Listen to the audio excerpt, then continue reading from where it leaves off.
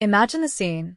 A bright, sunny day at one of the most popular amusement parks in the country, a place where families come to create memories and children eagerly await the thrills of roller coasters, cotton candy, and games. The line is long, and excitement is building up in the air. But for one boy, his joy is short-lived as a seemingly small incident unfolds. He's turned away at the gate. This is a story that could happen to anyone, anywhere. You've probably been in a similar situation, whether it's waiting for hours in line at a concert or being told, "Not today," when all you want is a little bit of joy. But what happens next? How could something so ordinary turn into an unforgettable moment? I know what you're thinking right now. Why was he denied entry? Was it a mistake, or was something deeper at play? And why should you care?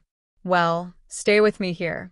You'll get the answers you need as the story unfolds, and trust me, you won't want to miss a single second of it. Picture this: the boy, standing there at the gate, eyes wide with confusion. He didn't break any rules. His ticket is valid. But the security guard seems unmoved. The entrance workers don't offer an explanation, and other visitors just keep walking by, unaware of the heart-wrenching moment unfolding in front of him. Now, here's where the story takes a turn. As the boy stands there, disheartened, something unexpected happens. Someone in the crowd, someone you'd least expect, steps forward, and in that instant, everything changes. But who is this mysterious figure, and what drives them to intervene? Before you jump to conclusions, let me tell you this. The answer isn't as simple as you might think. This story is about more than just one boy and his denied entry. It's about the choices we make when we see someone in need, the power of empathy, and the impact a single act of kindness can have. And just like you, this person didn't have all the answers right away. But what happened next will leave you speechless. I want you to really think about that moment when someone steps up for someone else, when they decide that standing by and doing nothing isn't an option. It's a rare thing, right? But it happens in ways we often don't expect, and that's exactly what makes this story so powerful. As you stick with me throughout the video, I'll reveal the backstory behind this extraordinary moment. How did the boy get here in the first place? What made this person step in at just the right time? And how did this small act create a ripple effect that no one could have predicted? But here's the thing, I can't give it all away right now. Not just yet. You're going to want to watch every minute to uncover the unexpected twist that'll make you rethink what you know about kindness and how sometimes the people we least expect can end up changing our lives forever. So, are you in? Are you ready to dive deeper and see what happens next? Stick with me, and by the end of this video, I promise you'll have a new perspective on the world around you. You might even feel a little bit different about the way you see other people. And trust me, you'll be glad you stayed. But just before we continue, there's one thing you need to know. The twist? It's coming, and when it hits, you won't see it coming. Stay tuned. The answer to why this boy was denied entry is just the beginning. As we dive deeper into the story, it's important to understand just who this boy is and what brought him to that moment at the amusement park gate. He wasn't some random kid off the street. No, this was someone who, like any other child, had dreams, aspirations, and a life filled with ups and downs. His name was Ethan. He was a 12-year-old with a spark in his eyes and a sense of adventure that rivaled any thrill-seeker at the park. For months, Ethan had been talking about nothing else but this trip. His friends had all been, his cousins had shared their experiences, and now it was his turn. Finally, he'd saved up enough allowance and had his ticket, the golden pass to a day full of excitement. But the events leading up to that day were anything but normal. For weeks, Ethan had been facing strange tension at home. His parents, both working long hours, had been distant, not in the way that parents typically get busy, but in a more unsettling way. There had been whispers of financial struggles, the kind that you don't want to admit to your kids, but still find their way into the household. Ethan didn't fully understand it, but he felt it. His mother, normally full of warmth, had been more tired than usual. His dad? He'd been quieter, his once constant encouragement now replaced with moments of silence that left Ethan uneasy. Still, Ethan clung to the idea of the amusement park trip as a way to escape all that. It wasn't just a trip to a fun place. It was a symbol of something greater. It was hope. It was a break from the uncertainty at home, a chance to feel normal again, and most importantly, it was something that could bring his family back together, even if just for a day. He wanted to create a memory, something to hold on to during the difficult times. But there was more to Ethan's background than just his struggles at home. His life outside of the family dynamic was a bit of a puzzle. He wasn't the most popular kid in school, but he was well-liked enough. He had a small group of close friends, the kind who always had his back, or so he thought. There was this one kid, Jesse, a classmate who had recently been acting strangely around him. Jesse was always quick with a joke, but lately, his behavior had taken a more cynical turn. He'd make offhand comments about Ethan's family, things that made Ethan feel uncomfortable, like when Jesse mentioned how tough things must be for Ethan, implying things were worse than they really were. But Ethan couldn't quite put his finger on why Jesse would be acting that way. Was it jealousy? Or something more? Ethan had dismissed it, focusing instead on his upcoming trip. But as the day at the amusement park arrived, the feeling of unease never quite left him. Was it just pre-trip jitters? Or was something more sinister in play? When he arrived at the park, with his ticket clutched tightly in his hand, everything seemed fine at first. The excitement, the chatter of the crowd, the rush of people around him, all of it should have felt like the beginning of a dream day. But when the ticket scanner beeped, the attendant's face shifted in an instant. The pleasant smile disappeared, replaced by a cold look of confusion. "Sorry, kid," the guard had said, his tone abrupt and without explanation. "Your ticket isn't valid. You can't go in." Just like that, Ethan's world turned upside down. How could this be happening? Everything had been fine up until that moment. His ticket was purchased in advance, confirmed twice, and was supposed to be good for the day. But no one was offering him answers. The security guards simply told him to step aside and wait while they double-checked the system. As Ethan stood there, his mind raced. Was this a mistake? A glitch? Or worse, was someone playing a cruel joke on him? The thought of something more deliberate crossed his mind. Had someone sabotaged his ticket? But who? And why? That's when he noticed something strange. A couple of people, passers-by, had taken note of his situation. One older man, a regular park visitor by the looks of it, watched from a distance, his eyes following Ethan's every move. Ethan didn't know it at the time, but the man's lingering gaze was about to have a much bigger role in the story than anyone could have predicted. He wasn't the only one watching either. Among the crowd, Ethan spotted a few familiar faces, friends who seemed unusually interested in what was happening. Jesse, the kid from school, was there too, but instead of offering any comfort, he smirked as he passed by. Ethan couldn't quite read his expression. Was it satisfaction or just indifference? But even more puzzling was the group of park employees who had begun to congregate in the corner, exchanging hushed words that Ethan couldn't make out. They weren't just standing around idly. They were looking at him, whispering, as if they were making decisions behind closed doors. It wasn't long before one of them approached Ethan's ticket handler, their words hushed but urgent. Ethan didn't know what was said, but the look on the employee's face was telling. Something was going on. Something bigger than he realized. Then there was the moment that froze everything. As Ethan's frustration began to boil over, a shadow fell over him. He turned and saw a tall, mysterious figure stepping forward. This wasn't just another patron or another annoyed parent. This was someone who seemed to know exactly what needed to be done. The figure wasn't wearing a uniform, but there was something unmistakable about the way they carried themselves, the confidence in their stride. But just as quickly as they appeared, the figure vanished again, swallowed up by the crowd, leaving Ethan to wonder if they'd ever even been real. Why would someone step in now? Why would they care about a random boy lost in the sea of park visitors? And what did they know that no one else did? The mystery was only beginning to unravel, but with every twist, the questions seemed to grow. Who was behind this, and what were they trying to cover up? As Ethan stood there in the shadow of the gate, heart pounding and mind spiraling, he tried to convince himself that this had to be a mix-up, just a mistake that would soon be resolved. But as the minutes passed and the staff avoided eye contact, offering only half-hearted reassurances like, "We're checking on it and just wait over here." Something in his gut told him this wasn't going to be an easy fix. He wasn't just stuck in some clerical error. This felt personal. Someone didn't want him in that park.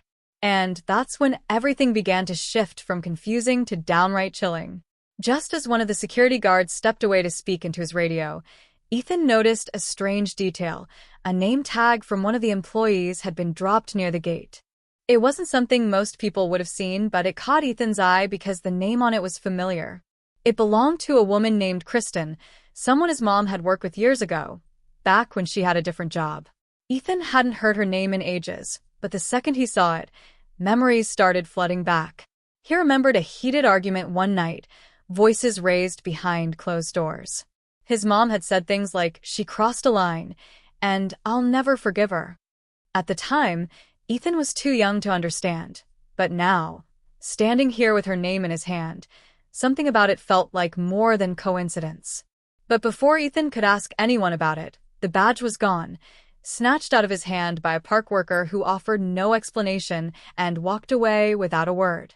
It was quick, deliberate, and done with such precision that it felt like someone didn't want Ethan to see it in the first place. When he called after the employee, no one answered. No apology, no excuse, nothing. It was as if the park itself was swallowing up anything that might give him clarity. It was in that moment Ethan realized someone didn't want him finding out the truth. Feeling more unsettled, Ethan stepped aside, trying to retrace everything. He pulled out his phone, hoping to double-check the email with the digital ticket confirmation. But it was gone. Not just from the inbox, but from his deleted folder too. It was as if the confirmation had never existed. Ethan's hands trembled. How could that even happen? Phones don't just erase emails, especially not ones you've flagged as important. Panic started to settle in, but it was quickly replaced by something else. Suspicion. Someone had access to his email. Someone had tampered with it. He turned to the one person he thought might help, his friend Ryan, who had also planned to meet him at the park that day. Ryan was usually the calm one, the guy who always found the logical solution. But when Ethan finally reached him through a quick call, Ryan's voice was shaky. "You need to stop asking questions," he said, barely above a whisper. "Just go home, okay? This isn't what you think it is." That alone sent chills through Ethan's spine. It wasn't like Ryan to sound afraid. And he definitely wasn't the type to dodge the truth. Yet now, he sounded like someone who'd seen something that scared him enough to back down. Ethan pressed him for answers, but the call ended abruptly, the line cutting out before he could ask more. He called back, again and again, but no answer. It was as if Ryan had vanished. The sudden silence raised new questions. Was Ryan protecting him? Or was he part of whatever was happening? Could he be trusted, or had he already chosen a side? As the hours dragged on, Ethan remained stuck just outside the park, watching families walk in and out, laughing, holding hands, carrying oversized stuffed animals. His sense of isolation grew heavier with each passing minute. That's when someone unexpected returned, the tall, mysterious figure from earlier. This time, they weren't alone. With them was an older woman in dark sunglasses and a staff badge clipped to her blazer. She didn't look like a regular park employee, more like someone who worked behind the scenes. And she was watching Ethan carefully, like she knew exactly who he was. The tall man handed Ethan a folded piece of paper, saying nothing. As Ethan opened it, he saw just 4 words written in sharp, clean handwriting. Not safe to ask. No signature, no context. Just that. The woman gave a slight nod, then turned and disappeared through a staff-only gate, the tall man following close behind. Ethan wanted to go after them, but the door shut before he could move. And just like that, they were gone again. Now, everything felt like it was spinning out of control. Why was someone warning him to stop asking questions? What was hiding behind the walls of this amusement park that was worth covering up? And what did his family, specifically his mother, have to do with it? Because the deeper Ethan thought about that name tag, the more he remembered. Kristen had been more than a coworker. There was some history there, something unresolved, something that made his mother so furious she had stopped speaking to nearly everyone from that job. Was Kristen working at the park now? And if so, was she involved in what had just happened to him? As the sun began to dip below the horizon, the air grew cooler, and the park lights flickered on with a buzz. People cheered as night ride started, but Ethan wasn't thinking about roller coasters anymore. He was thinking about secrets. He was thinking about betrayal. And just when he was about to give up and walk away, something caught his eye, someone standing at a distance, half hidden behind one of the food carts.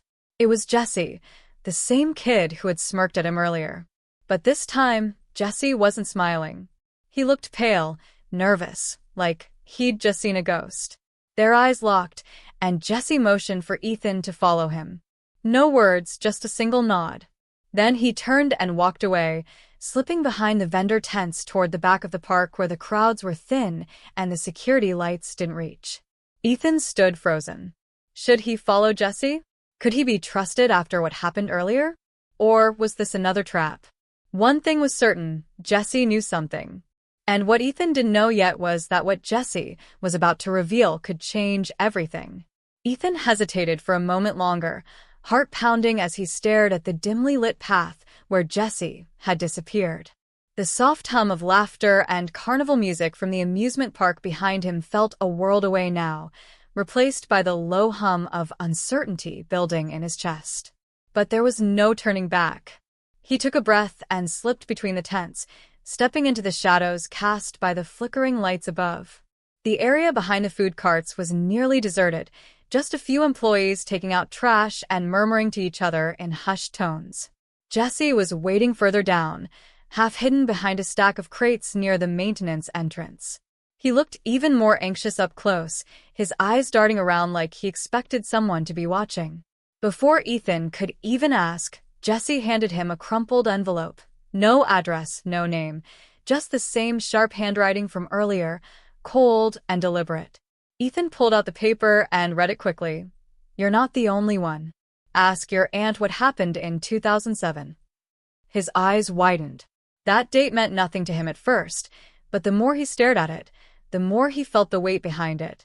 Something about that year tugged at the edge of his memory, like a puzzle piece that didn't quite fit but looked familiar.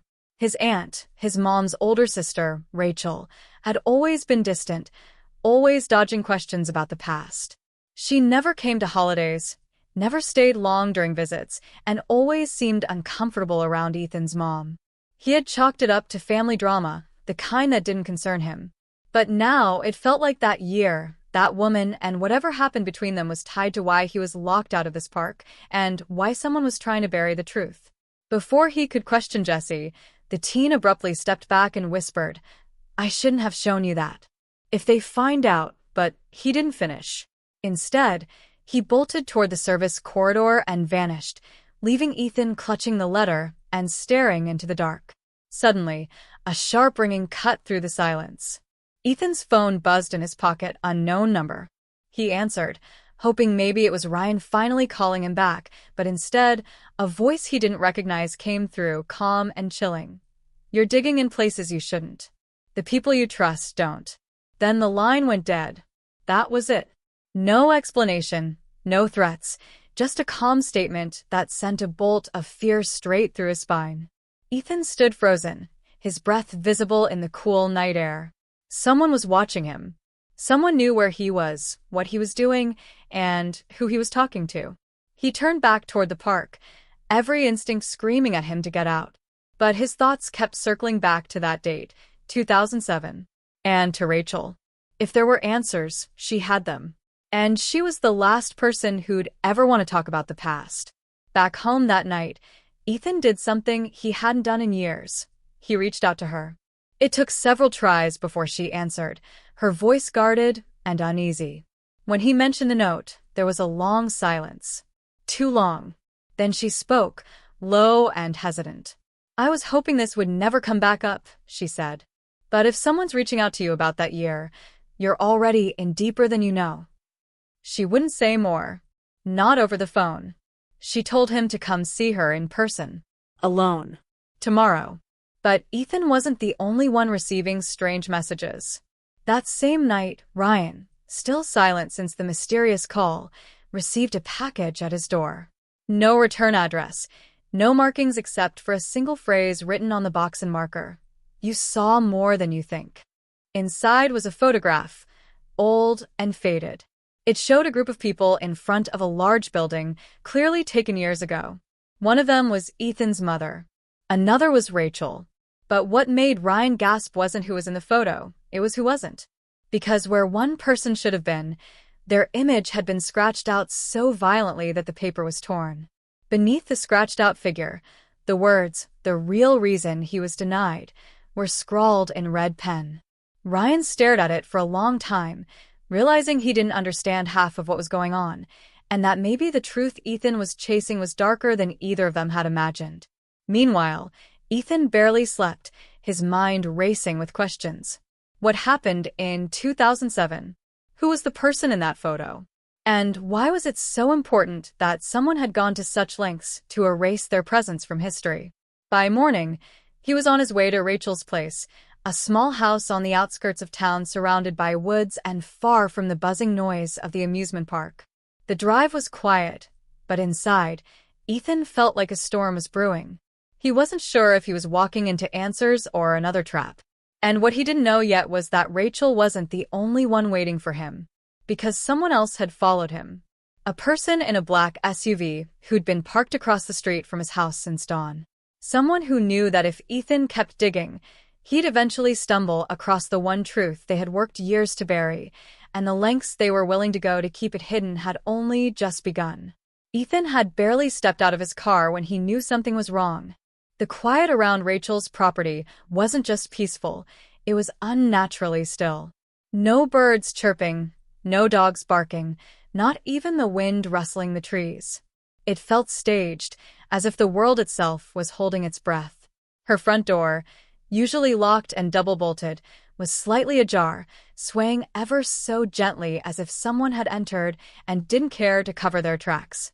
A cold unease slithered up Ethan's spine, but he pushed forward, whispering Rachel's name as he entered. Her house smelled faintly of lavender and old books, the same way it always had when he visited as a kid, but now it carried a faint metallic tang that made his stomach knot.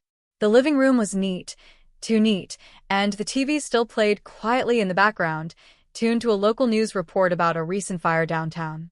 But there was no sign of Rachel. Her purse was still on the table. Her phone sat unlocked beside it, and her keys were dangling in the lock at the door. Whatever happened here had happened quickly, and whoever had come for her, they hadn't bothered to clean up after themselves. Ethan's mind raced. He called out again, louder this time, his voice cracking under the weight of dread. Nothing. He checked the bedroom, the bathroom, even the basement, empty. But just as he turned to leave, he spotted something out of place, a photograph tucked into the mirror frame in the hallway. It hadn't been there before. It was another faded image, this one of Rachel holding a child that wasn't him. The boy was younger, maybe 5 or 6, wearing the same amusement park logo on his hoodie that Ethan had seen just days ago on a vintage sign near the ticket booths, an old logo the park no longer used. On the back, scribbled in the same cold handwriting as the other messages, were the words, "History repeats. Be careful who you protect." Ethan felt a wave of nausea hit him like a punch to the gut. He stumbled back, gripping the frame of the hallway wall to steady himself. Rachel hadn't just vanished. She had been taken. Or worse. And the message wasn't just a threat. It was a warning. A countdown. Someone was playing a game, dragging Ethan through a maze of secrets and shadows where every answer only raised more questions. Who was the child in the photo? Was it him? Someone who looked like him? A brother he never knew? The thought made his heart pound, but before he could even process it, his phone vibrated again. Another unknown number. He answered with shaking hands. This time, the voice was different. Female, older, but no less chilling. "You should have stayed out of it," she said, her voice emotionless. One more step and he goes next. Then a click. Ethan stared at the screen as it went dark, and the silence around him grew suffocating. His pulse thundered in his ears. He goes next. That meant Ryan. Or maybe Jesse. Or even someone else he hadn't thought of yet. The message wasn't just a scare tactic, it was real. They were watching him, tracking him, and now they were escalating. The stakes weren't just personal anymore. Someone close to him was going to pay if he kept pushing. He raced out of the house, not bothering to lock the door, and jumped into his car. As he drove, his eyes kept darting to the rear-view mirror. At first, he saw nothing, but after a few turns, he spotted the black SUV again, tailing him at just enough distance to blend in but not enough to be ignored. He tried to shake it, took random streets, looped through parking lots, even pulled into a gas station. But the SUV never lost him. It was deliberate. Intentional. They wanted him to know he was being followed now. It was psychological warfare, and Ethan felt the walls of his reality beginning to close in. By the time he got back to his house, dusk had settled in. The orange-pink glow of the sky made his quiet suburban street look surreal, dreamlike, and wrong. He rushed to the front door and paused. It was slightly open, just like Rachel's had been. He hadn't left it that way. His hand hovered over the handle, heart hammering so loudly it drowned out everything else. Slowly, cautiously, he stepped inside. The lights were still off. The only sound was the low hum of the fridge in the kitchen. Nothing seemed touched, but he could feel the difference. The way someone can tell a room has been disturbed even if nothing looks out of place. He checked every room, every corner, then froze in his hallway. There, pinned to the mirror, was a note written in the same jagged handwriting. "You were never supposed to find out. Now it's too late." Ethan's breath caught in his throat. He backed away, his eyes scanning the room for any sign of a break-in, a clue, a camera, anything. But there was nothing. They had been inside. They had left a message. And they hadn't taken anything. Not yet. But it was a promise. They could reach him whenever they wanted. The game was no longer about amusement park policies or long-forgotten family feuds. This was deeper, more calculated. And Ethan wasn't just a curious young man anymore. He was a threat, a target. He sat down on his bed, overwhelmed and hollowed out, mind spiraling with memories that no longer felt like his own. He remembered how his mom used to rush to change the channel when a certain commercial came on. How Rachel had once thrown out a box of old photos without letting anyone see them. How his father's name was never spoken in their home, not once, not ever. All these little things now felt like massive red flags he'd missed his entire life. Someone had worked very hard to build a story around him, and now that story was unraveling thread by thread. But the deeper he looked, the more dangerous it became. The fear wasn't just about what he might discover, it was about who he might lose along the way. And the worst part? He wasn't sure anymore who was on his side. Because someone had unlocked his door, stood in his hallway, and left a message without leaving a single fingerprint. Someone who knew his schedule, his connections, his entire history. And whoever they were just getting started. Just as the silence in Ethan's house became unbearable, his phone lit up with a message, this time from a familiar number. It was Ryan. The screen showed just one sentence. Check the storage unit on 12th. Bring no one. No context. No explanation. But for Ethan, it was a glimmer of direction in a maze that had only gotten darker. He remembered that storage place. His mom had rented it years ago for extra furniture after they downsized, but he'd never been allowed to go there. She always handled it alone, saying it was just junk and not worth worrying about. But if Ryan was sending him there now, after everything, after the threats, the vanishing, the strange notes, then something inside that unit must matter. It could hold the key to the entire mystery. Or it could be a trap. Either way, Ethan had to know. The ride over was quiet, every car behind him feeling like a tale, every stoplight a moment of hesitation. The sun was gone now, replaced by the low, eerie hum of sodium streetlights casting long shadows across the city. The storage facility was nearly empty, rows of corrugated metal doors stretching in every direction like a cold, impersonal maze. Ethan punched in the code, his hands clammy with sweat, and walked toward unit number 117. The lock clicked off too easily. Either someone had opened it recently, or someone had never really locked it to begin with. Inside was dust and silence. Boxes stacked to the ceiling, old furniture, forgotten electronics, but one thing stood out immediately. A small safe placed deliberately at the center of the unit, as if someone wanted it to be found.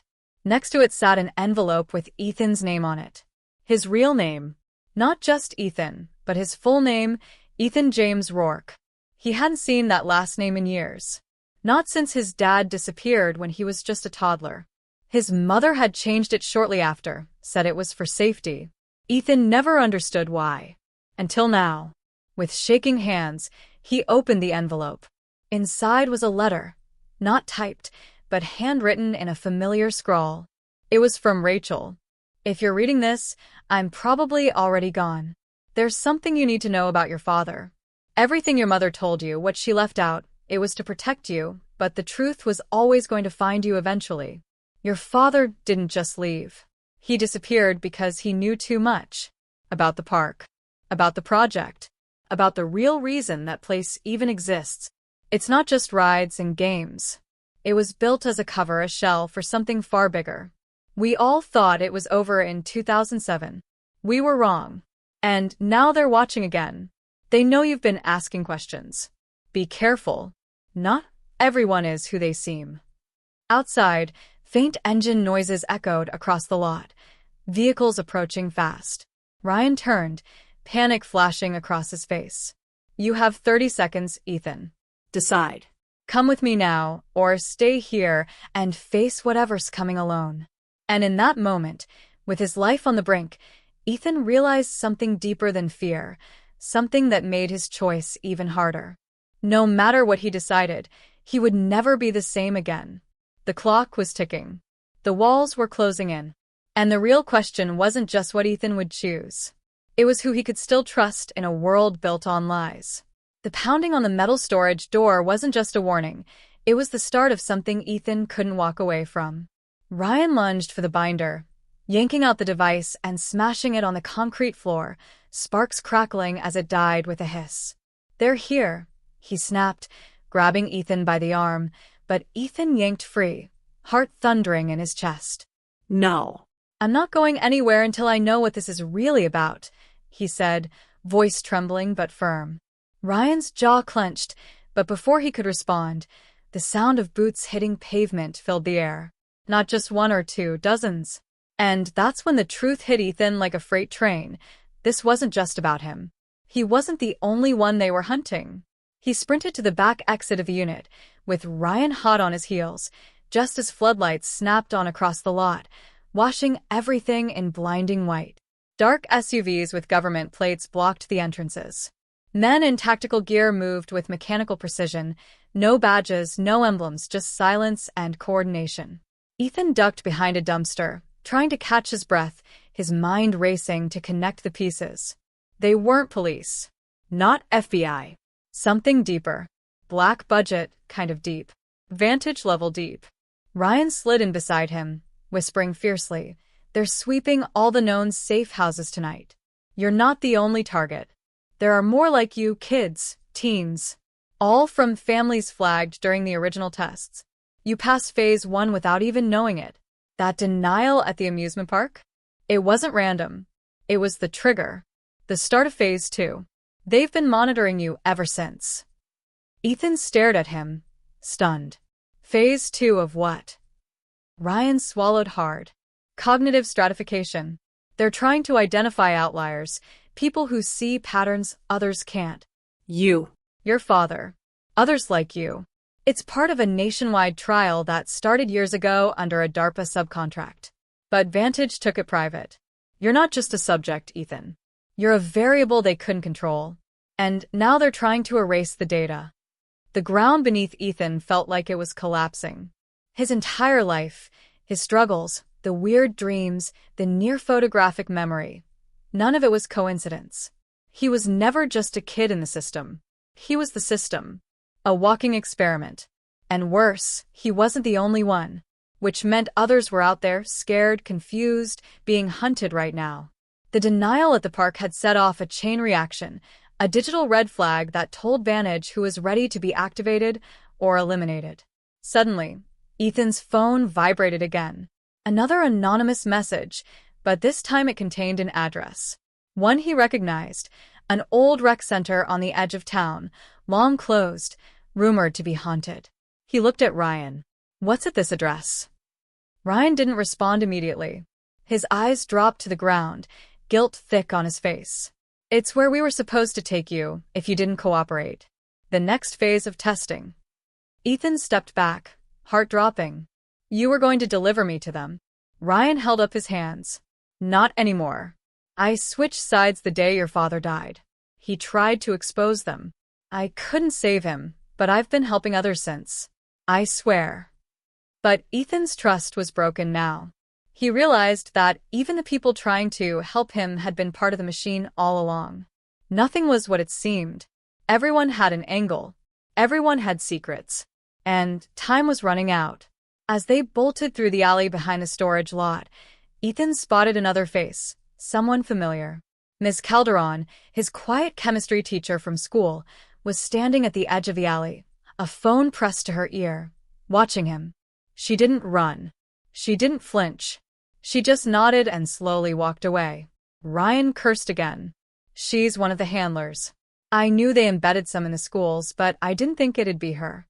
Ethan's legs nearly gave out. His school. His teachers. His life. How deep did this go? Sirens wailed in the distance. Not police, but the type used for emergency lockdown drills. The kind he remembered during those weird, unscheduled days when half the school would mysteriously shut down for testing. He realized it now. They weren't testing the systems. They were testing him. He was part of something massive, something buried so deep in the cracks of everyday life that no one could see it unless they were meant to. And suddenly, he wasn't just running for answers. He was running for everyone like him. For the kids who never got a chance to ask why they felt different. For the ones who didn't escape the vans. They reached an abandoned substation, ducked into the shadows, and finally caught their breath. Ryan looked at Ethan, his voice lower now, the gravity of the moment settling in. "There's something you need to understand. You're not just the key to this conspiracy. You're the last uncontaminated variable. If they get you, they finalize the program. If you stay free, the whole thing collapses." Ethan stared at him, finally understanding the weight of it all. He wasn't just fighting for truth anymore. He was fighting to stop an invisible war that no one even knew was happening. But as he turned back to the alley, something else clicked. The binder hadn't contained everything. It had been curated, which meant the real secret, whatever they didn't want him to find, was still out there. And someone was counting on him to find it before they did. Ethan stood in the center of the crumbling recreation center, dust swirling in beams of moonlight that poured through shattered windows like cold, watchful eyes. The silence was heavy, suffocating, broken only by the slow, rhythmic hum coming from beneath the floor, a frequency too low to hear, but impossible to ignore. It vibrated in his bones, like something ancient and artificial had awakened. Around him, blueprints, fragments of old security systems, and folders marked with Vantage insignias lay strewn across the broken tile. But it was the chair bolted to the center of the room, surrounded by sensors, cables, and scorched markings, that confirmed what he already suspected. This was ground zero. This was where they perfected the control process. Where minds weren't just observed, they were rewritten. His hands trembled, not from fear, but from the crushing anticipation of what he was about to uncover. Ryan stood a few paces behind, face drawn tight, sweat clinging to his brow, clutching the USB drive they'd ripped from one of the off-grid terminals. According to Ryan, it held the full sequence, the truth behind Phase 2 and beyond. The drive that could either destroy Vantage or signal the end of Ethan's mind as he knew it. And now they were here, in the belly of the beast, to play the last hand. A voice echoed from the shadows, familiar, calm, and unbearably cold. "You weren't supposed to make it this far." Ms. Calderon stepped forward, no longer the soft-spoken chemistry teacher. Her lab coat was gone, replaced by tactical black. Her hair was pinned tight, eyes sharpened into something clinical. Behind her stood two men in gray suits, unreadable, holding no weapons because they didn't need them. The room itself was designed to pacify, to override. She gestured to the chair. "Sit down, Ethan. You'll want to see this for yourself." He didn't move. Every cell in his body screamed to run, but his mind, his insatiable need to know, froze him to the spot. Calderon circled him like a hawk, her voice tightening with every word. You think you're the hero in this? You're a data point, an anomaly. Your father didn't die because he exposed us. He died because he uploaded corrupted data into the stream and refused to fix it. That data? It's you. Your brain's pattern map. Incomplete. Dangerous. You've been glitching ever since, seeing through things you weren't programmed to. And now, everyone's paying for it. Ethan's breath caught. It wasn't just surveillance. He had been altered. Not just monitored but shaped. From birth. You infected the other subjects, she continued. Dozens of them have gone off protocol since your amusement park incident. Some disappeared. Some turned violent. The rest are waiting for your signal. So go ahead. Be the martyr. Finish what your father started. But understand this, when you trigger that drive, every one of them will light up like a flare. And we'll find them. All of them. Ryan whispered urgently. She's bluffing. Just plug it in. Expose them. But Ethan didn't move. He was thinking, racing through memories, patterns, expressions. Ms. Calderon's words were too perfect, too rehearsed. Something was off. He stepped closer to her, ignoring the suits, his voice low. You want me to destroy this data? That's what this is. You're afraid I'll find the real truth. She didn't flinch. There is no real truth. Just control. He nodded slowly, then turned and slammed the USB into the terminal. Lights around the room exploded to life. Holograms burst from the walls. Dozens of faces, names, maps. Subject logs. Medical files. Every child flagged under Vantage's covert project. Including Ethan. Including Ryan. Including Ms. Calderon. But one file hovered alone, labeled Founder Directive. Ethan clicked it. What appeared made his knees buckle. It wasn't just Vantage. The program had been initiated by a coalition of tech corporations, military contractors, and a behavioral research wing linked to public education systems. But the twist wasn't in the names. It was in the timestamps. The entire program had started before Ethan was even born. And more than that, Calderon's file revealed something impossible. Her subject tag was 0001. She wasn't just a handler. She was the prototype. Ryan stepped back, stunned. She's one of you. Ethan looked at her, realization dawning. You were the first failed upload. They didn't shut you down. They put you in charge. Calderon's face twitched, a moment of human pain cracking through her perfect facade. I kept it all together for years. The protocols, the compliance cycles. I believed in it. But your father, he showed me what it meant to feel outside the code. That's why I fought to keep you out of Phase 3. That's why I rigged the park sensors to reject you. Ryan turned to Ethan, eyes wide. She saved you. But Calderon shook her head slowly. No. I delayed the inevitable. And now you've triggered the beacon. The monitors shifted. Multiple red alerts popped up. GPS signals. All the infected kids, lighting up like she said they would. But Ethan wasn't panicked. He was calm, because hidden beneath the data was something else, a final line of code from his father. Real freedom begins when you stop running their program. Ethan reached for the kill switch and turned to Calderon one last time.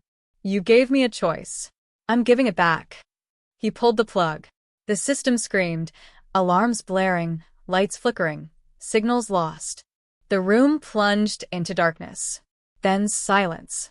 Somewhere outside, far from the rec center, other systems went dark too. Servers. Satellites. Listening posts. For the first time in decades, the experiment was off-grid. But in that quiet, one final signal chirped. A location beacon. One that didn't come from Ethan or Calderon. It came from Ryan. He stepped back, smiling faintly, as the realization hit Ethan. He hadn't escaped the trap. He had activated it. And the real experiment was only just beginning. In the days that followed the system blackout, the world seemed eerily normal. School bells rang, people scrolled through TikTok trends, families gathered around dinner tables watching viral YouTube stories, and everything on the surface marched forward like nothing had happened.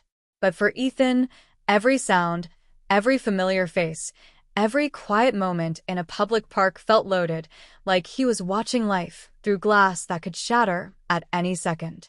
He disappeared from the public eye, slipping through digital cracks that his father had left open years ago. Off-grid, nameless, surviving in borrowed clothes and under new identities, he wandered from state to state, piecing together what was left of his shattered sense of truth. The file his father embedded inside the terminal had done more than just expose Vantage. It unearthed layers of global surveillance, behavioral engineering, and predictive targeting so intricately connected to modern life that most people wouldn't even realize they were part of it. The experiment hadn't ended with a switch. It had only changed shape, evolving into platforms, algorithms, and devices people carried with them willingly, every day. Ethan kept the drive close, but he never plugged it in again. Not because he was afraid of what it contained, but because he knew that information without understanding was just another form of control. Calderon had vanished that night, slipping away in the confusion, leaving behind only the scorched remnants of a lab and a single handwritten note he found tucked in her jacket. "We were all just trying to belong somewhere." It haunted him, not because she was wrong, but because, in the end, she may have been the only person who actually understood him.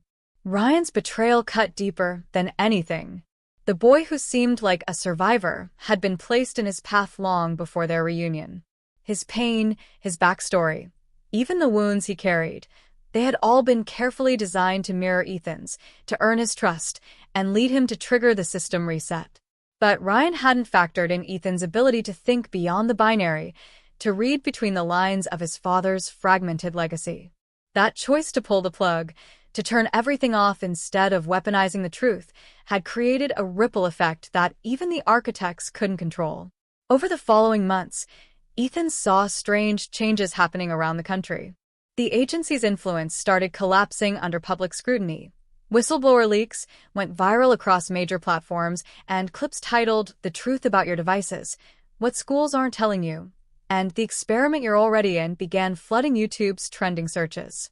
It wasn't hard to tell which ones were authentic and which ones were disinformation.